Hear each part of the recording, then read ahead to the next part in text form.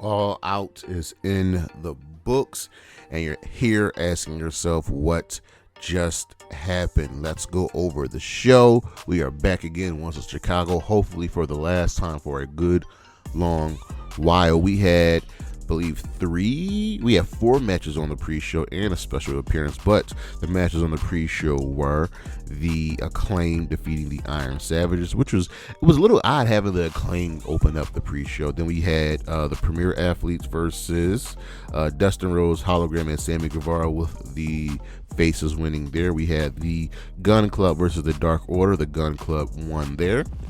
Then we had a special appearance by Sky Blue.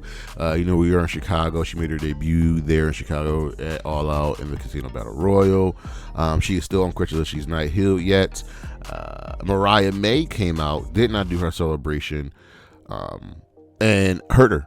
Took her out, and Queen Aminata made the save. So looks like we have Mariah May's next challenger. And then the last match on the pre-show was the team of Top Flight versus the Undisputed Kingdom versus the Beast Mortos, Shane Taylor and Lee Moriarty, with the Undisputed Kingdom winning there. We move on to the main show. Our opening contest was MJF versus Danny Garcia. Danny Garcia, the Red Death. This was a really solid match. It started out really quickly with Garcia going right after MJF. And he would not let up, but MJF was able to turn the tide. But this was a really solid affair. MJF controlled a large portion of the match early on, but Garcia was able to tap into that anger of his, and as we made our way to the 18-minute mark, Garcia was controlled with submission holds. There was blood.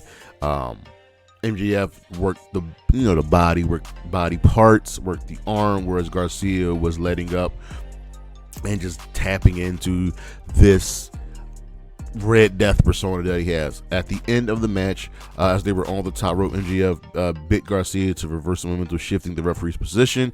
MJF then gave Daniel Garcia a low blow, hit him with the jackknife cover. 1, 2, 3. MJF won the match here. In a second, I thought Daniel Garcia was going to win this match, but he got his heat back after the match as MJF faked a handshake, tried to kick him, and Garcia gave him the power driver off of the top rope, and he was pumped up. Daddy Magic was on commentary representing his boy. This was an excellent match. Garcia had the match won, but MJF did his thing, and nobody's really hurt here. MJF is not hurt for cheating. Garcia is not hurt for losing. Swerve and Hangman were locked into their locker rooms with security surrounding them until the main event. Then we had the Young Bucks defending the AEW World Tag Team Championships versus Claudio Castagnoli and Willow, and this was a good match. It was really solid. It was a nice little mix of some comedy spots, Claudio's strength, Wheeler Yuta showing that he is ready for the big time, but the Young Bucks cheated to win and got the W. This was fun. This could have been a Dynamite or a Collision match, but it's okay. Then we move over to one of the matches that everyone was looking forward to. This is the International Championship between Will Ospreay and Pac, with Will Ospreay defending the belts. And ladies and gentlemen, what can I say? This was a spectacular bout between world-class athletes. They have only fought one time. That was in 2019, and that match went to a 30-minute draw. Let that sink in. So we have not had a clear definitive winner between these two. And as this match was going on, Ricochet was watching backstage. This was such a good match. They had counters for each other. They kept trying to one-up each other, both hitting Phoenix splashes off the top rope to the outside. And it was a matter of who's going to give first, who's going to make that first mistake, or who's just going to sneak out to that big move. And it was Will Ospreay as he hit a hidden blade to win this match. This was really good. That last portion, the last I want to say 3 minutes, were just big moves and near falls. Fans were chanting "Fight Forever," but the hidden blade was able to get the job done. Put into a precarious position after them was Willow, Nightingale, and Kris Statlander for the Chicago Street Fight. And ladies and gentlemen, for me, this was my match of the night. Yeah, because they were in a hard spot, they had to get the crowd going again, and that's exactly what they did. This thing went wire to wire, bell to bell. Like, There was an early cannonball attempt. There was death volley drivers on the apron. Stat blocked it, right? And then Stat just powerbombed Willow through the Spanish announce table. Then, as Stat put her through the table ringside, Willow moved.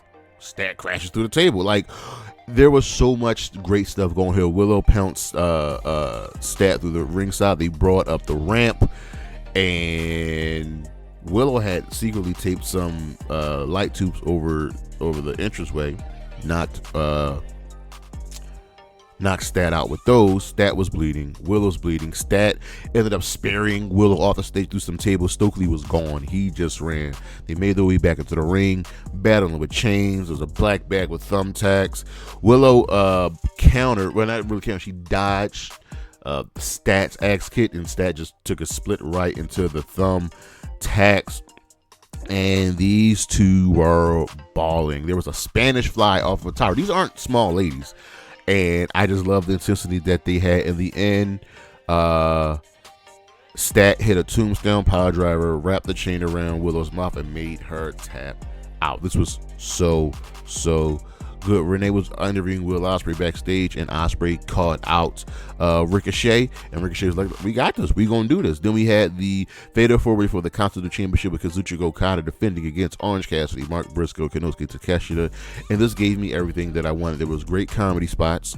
There was a nice slow cool down section where everybody was just hitting vertical suplexes on each other, where Orange Cassidy could not hit a suplex on anybody because he was the smallest man. We had the conglomeration, like, we love each other, but we gonna win this belt, and they fought each other. We had what I want, Takeshita versus Okada sounding off on each other, and ultimately Okada won by hitting double rainmakers, one on Orange Cassidy, one on Mark Briscoe. He was able to get the win. This was such a fun match, and even when the wrestlers paired off, this was still a really good match. Then we had the TBS Championship with Mercedes Moné defending against Hikaru Shida, and I think what happened here was, I think kind of Mercedes got her bell rung at the end of the match. This was fine.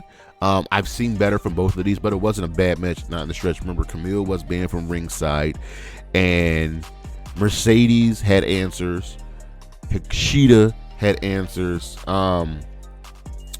It got to the end of the match where there was legitimate tension between the both of them, and it kind of got in the way of the climax. I would love to see a rematch between these two, and maybe built up just a little bit more. Mercedes wins, hits the moneymaker, and Shida looks despondent. She's calling herself the ace, and yet she couldn't get the W. We got to see what happens next here. Follow up on this.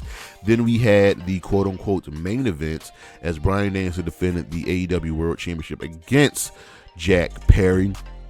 And Jack Perry was a tough son of a bitch. He tried his damnedest to do everything in his power to take away that championship from Bryan Danielson. He had the help of the Young Bucks, and it wasn't enough.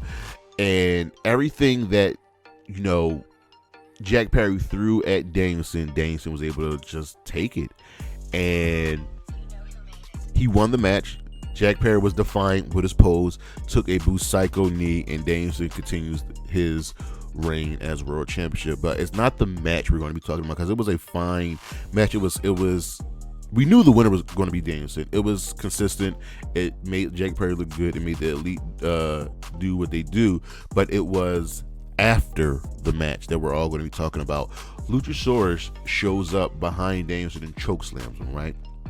He and Jack Perry have a look, and then out comes Christian. Remember, Christian has a world championship match anytime, any place, anywhere. And as he's making his way to the ring, flanked by the Waynes, Mox shows up. And then Claudio and Wheeler and Pac. Protect your boy. You know what I mean? You protect Danielson, BCC. And the patriarchy backs off. So the BCC and Pac get into the ring and flank Danielson, celebrate with him, raise his hand, and then out of nowhere, Claudio gives Danielson a European uppercut. And Danielson is shocked. Mox then puts a plastic bag over Danielson's face And he's trying to murder this man. The crowd is literally chanting, "This is murder." And while this is going on, Pac is holding back Wheeler Yuta, who is at a fervor in tears. And Marina Shafir is keeping security out of the ring, and they are trying to kill Danielson. And Mox released the grip, and Mox, Shafir, Claudio, and Pac just left through the crowd.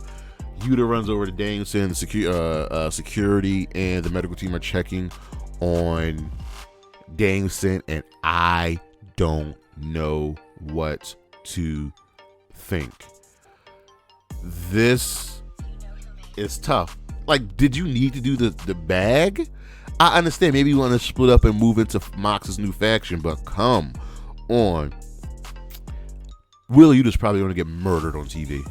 I'm just calling it right now.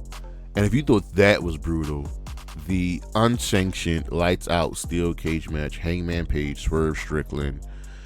And here's the thing, it wasn't as, in my opinion, wasn't as brutal as their Texas death match, but it was still brutal enough. There was barbed wire. There was a toolbox that had a piece of burnt firewood from the house. It was a cinder block. Wow. These two hate each other. At one point early in the match, Hangman just kept trying to staple Swerve, and Swerve shook it off. And a Swerve staple Hangman. Like, these two really put in a number on each other. This is AEW's best feud by far. Swerve hit a vertebreaker on the center block. He hit a Swerve Swamp off the top rope through a table. Hangman Page was bloodying this man with barbed wire. And Swerve was ever defiant. Hangman said, "I'll make you beg." He hit a dead eye on the concrete. There were stabs with the wooden spike. And